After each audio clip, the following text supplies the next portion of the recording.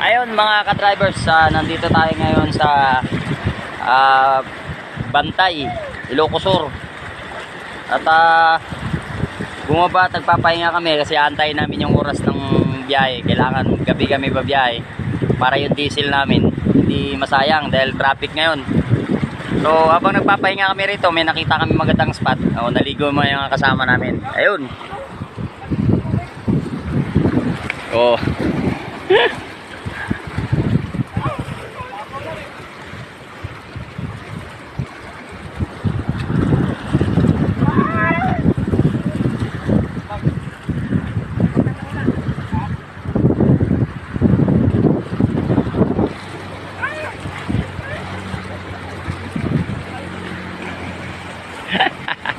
Tuwang-tuwa sila, tuwang-tuwa. Lalaki ng alon, no?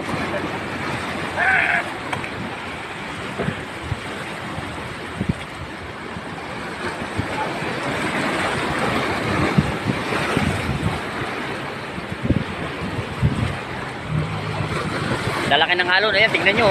Oh, woo! Nabasa na ako, ayun. Lalaki ng alon. Lalaki ng hampas ng alon, ay yung dalawa, oo.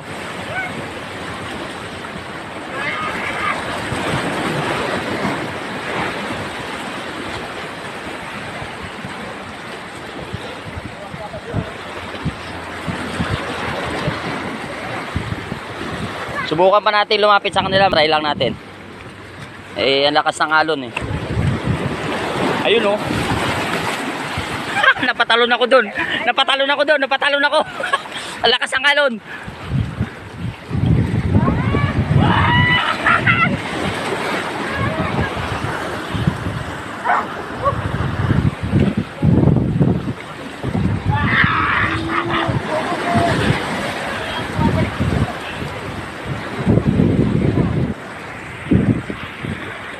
Tuwang-tuwa sila sa alon, tuwang-tuwa lalaki.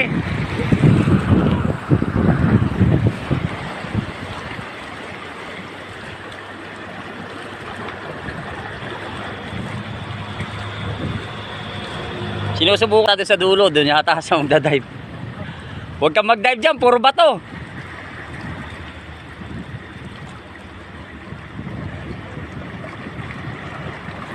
Kung mapapansin nyo, mga bato, matatalas. Kaya pag nagkamali ka, sigurado ka. Dito may tinatalonan sila, ayan, buhangin lahat yan. Kaya lang sa unahan, batuhan na rin. Dito lang talaga sa part na to, medyo mabuhangin.